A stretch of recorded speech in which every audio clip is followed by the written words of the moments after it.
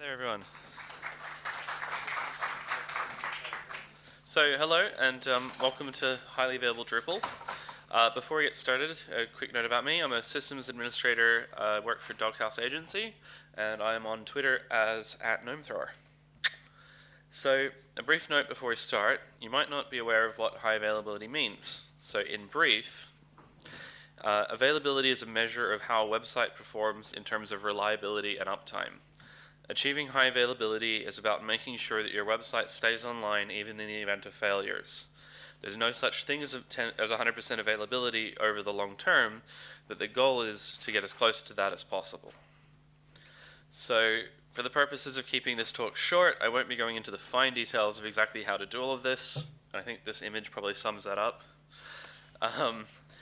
If you're fairly familiar with AWS, this should be easy enough for you. Otherwise, there's going to be a link at the end of this talk to a blog post that goes through everything in detail once it's posted. So let's start with why high availability is important. If we think about what we want out of high availability, it comes down to two main things. So the first is, it's critical for most websites to be online and available as much as possible. So you want to reduce or even prevent downtime. And doing this means a consistent and satisfying experience to your users. In a well-maintained, highly available system, you can remove, swap, and replace components without causing significant downtime. So having high availability means that you can run updates, you can adopt new technologies, you can try new things without taking your website down, which is very good for eliminating technical debt. So let's talk about the different ways that we can place resources in AWS. So I just want to give a quick primer on AWS regions and AZs. AWS regions have at least one data center each and are completely independent from all other AWS regions. Availability zones, not so much. They are isolated, but they're connected over low latency links. They're supposed to be mostly independent. In theory and in practice, most outages and issues that you see on AWS are restricted to one availability zone. So to achieve high availability in this talk, we need to ensure that there are no single points of failure involved in serving our Drupal site. There are a few key components that we need to make fault tolerant to do this. So this is a diagram of roughly what we're building. Illustrates the whole setup. The app servers don't actually directly talk to the database as in the picture. They would go through a special load balancer or a database proxy depending on what you're doing. But this was just simpler to depict, so that's what we chose. So the section on the left in green is 2A, and the section on the right is 2B. This is just the way that AWS names their availability zones. So AP Southeast is the region, which is Sydney. So we're going to break this down into components and discuss the role of each one briefly. So we'll start with DNS. We need reliable, fault-tolerant, and hopefully distributed DNS to keep our site online. AWS has a service called Route 53, which is very reliable and has points of presence or DNS caches pretty much all around the world. I think they have something like 220 different places that it exists. So you set your site up on Route 53 and it replicates all around the world. And when someone tries to hit your site, rather than it going to like a DNS server in America, it goes to a DNS server probably in their city, which gives a much better experience first loading the page. You don't actually need to do anything special to get highly available DNS when you're using Route 53. You literally just set it up and you're done.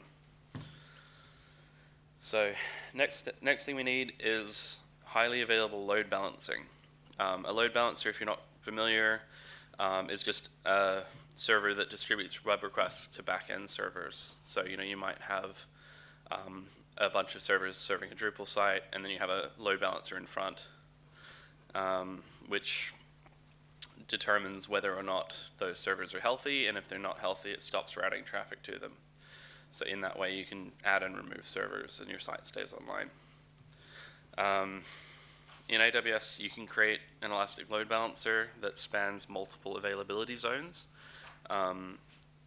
if the load balancer fails in one, it will actually fall over to the other availability zones automatically.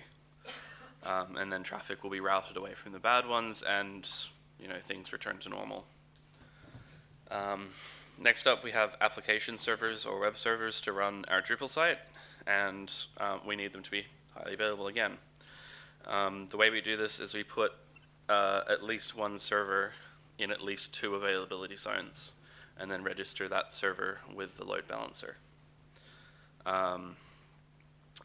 As mentioned before, the load balancer is intelligent, checks the health of the web nodes. If one of the web nodes goes down or is unhealthy, it reroutes traffic. From the user's perspective, this is great because they just don't notice a thing.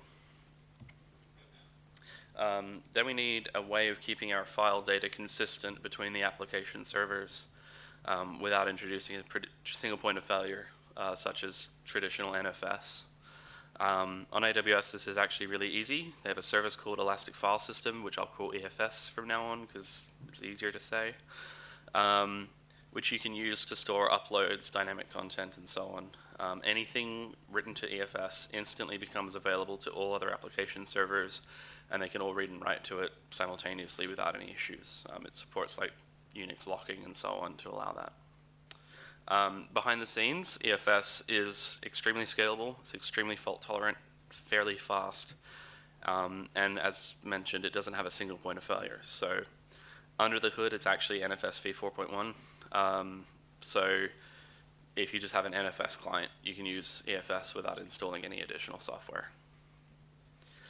The final piece is going to be the database. For this, I would suggest Amazon Aurora, with a primary and secondary instance, each in a different availability zone. So in this setup, the primary instance acts as a master or writer, and the secondary acts as a read-only replica or reader. In the event that the primary instance fails, AWS will fail over to the second instance and promote it to become a primary. So we have our list of components. Let's go into some detail about how to actually build this. So the first step is a bit of housekeeping, setting up servers and the AWS environment. So for the purpose of this talk, we'll assume that you have a Drupal site that's already built that you're going to be importing, but you can do this with a brand new site.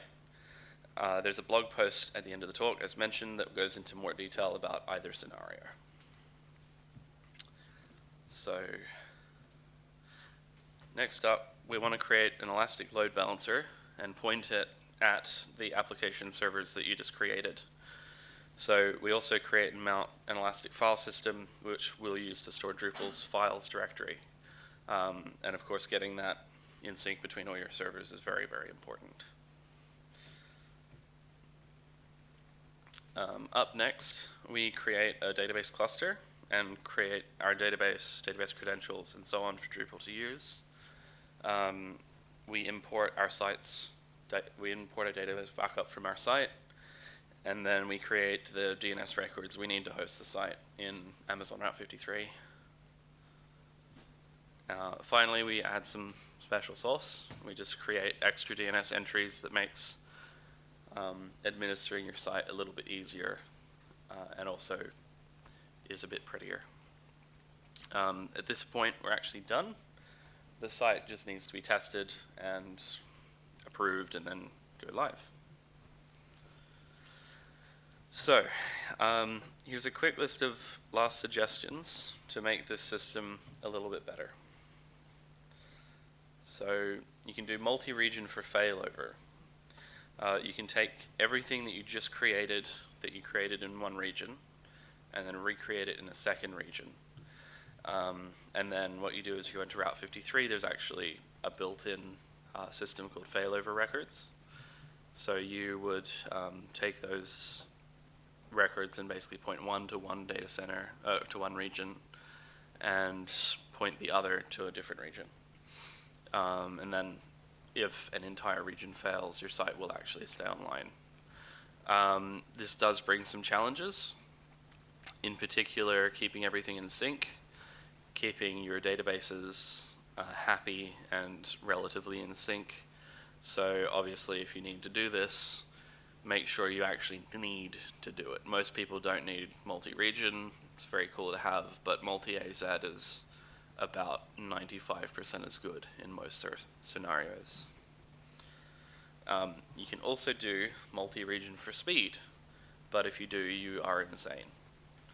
The reason for that is that, yes, it will let you serve customers from a region that is closer to them, but you can't do multi-region failover and multi-region speed.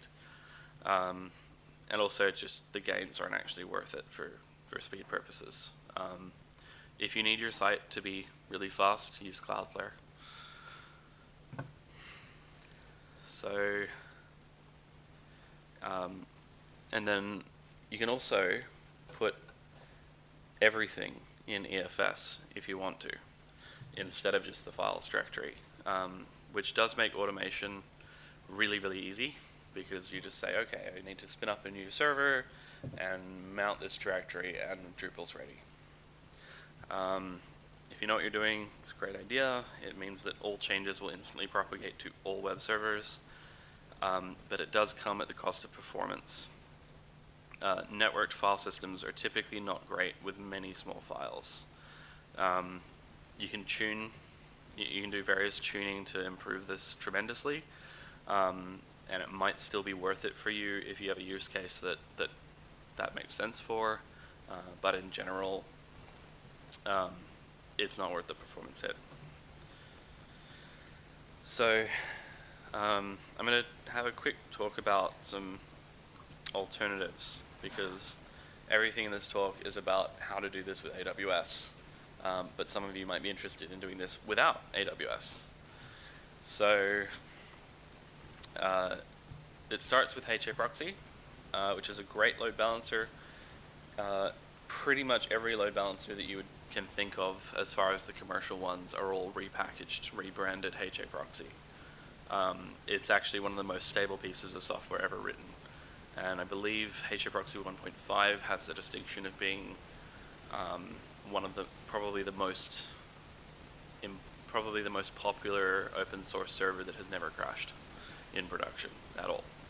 There's literally not a single record of a production crash of HAProxy 1.5. So Facebook uses it. A bunch of big companies use it, and most commercial load balancers, as I mentioned, is just rebranded HAProxy. So it is a great load balancer, and you can combine it with Corusync, Heartbeat, Pacemaker, uCarp, whatever your most favored high availability solution is. All those technologies basically just allow you to float an IP address between different machines.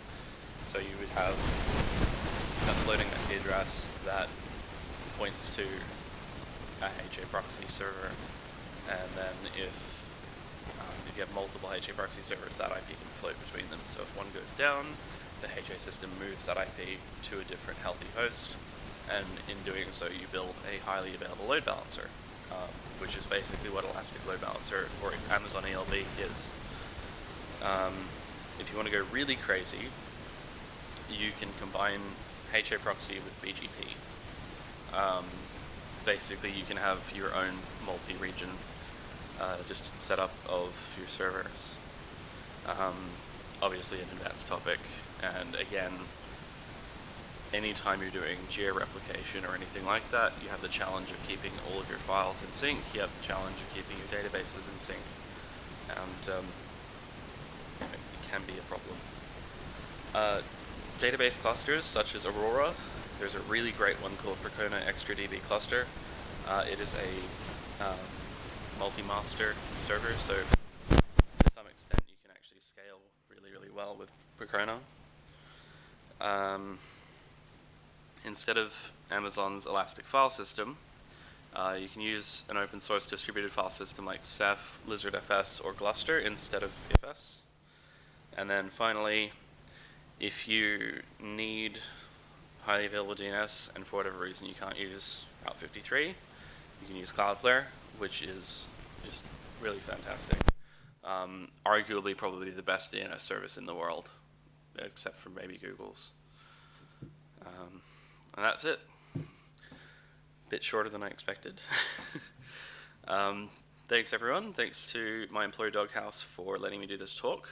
As mentioned, detailed notes for this talk will be posted as a blog post at bit.ly/DrupalHA in a few days' time.